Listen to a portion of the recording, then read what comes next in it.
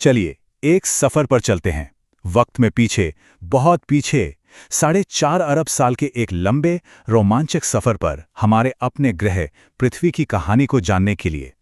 बस यही एक सवाल है जो इस पूरी कहानी का दिल है।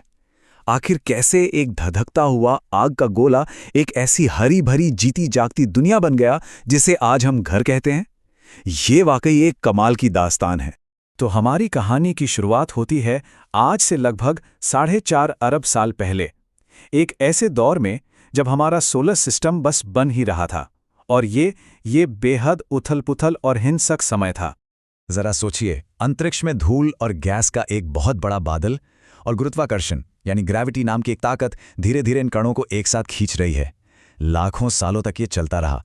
छोटे छोटे कण जुड़कर पत्थर बने और फिर वो पत्थर आपस में टकराकर और जुड़कर हमारे इस ग्रह के पहले रूप को बनाने लगे। और ये देखिए कितना बड़ा बदलाव है। एक तरफ एक दहकती हुई जहरीली दुनिया जहां हर तरफ से उल्का पिंडों की बारिश हो रही है, और दूसरी तरफ हमारा ये खूबसूरत नीला ग्रह। ये जो अविश्वसनीय बदलाव है ना, बस यही हमारी कहानी है।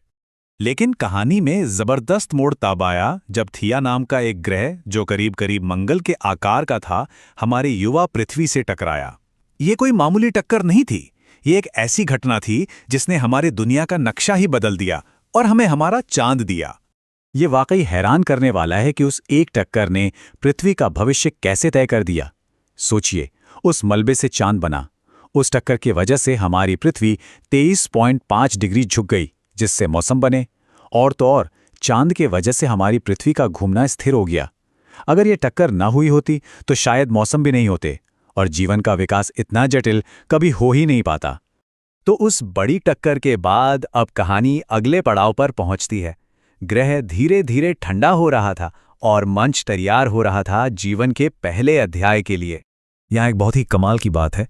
जैसे ही ग्रह पर पानी टिका, जीवन ने फौरन ही दस्तक दे दी।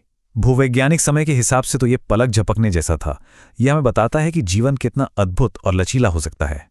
और यहीं से इस कहानी का सबसे अहम पहलू शुरू होता है। देखिए, जीवन कोई चुपचाप तमाशा देखने वाला दर्शक नहीं था।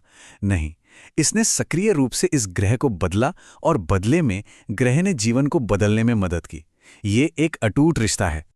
अब हम कहानी के उस हिस्से में आ गए हैं जहां खुद जीवन ने इस ग्रह को बदलना शुरू किया। और ये कोई छोटा मोटा बदलाव नहीं था, ये एक क्रांति थी। और इस क्रांति के नायक थे ये छोटे छोटे जीव, साइनोबैक्टीरिया।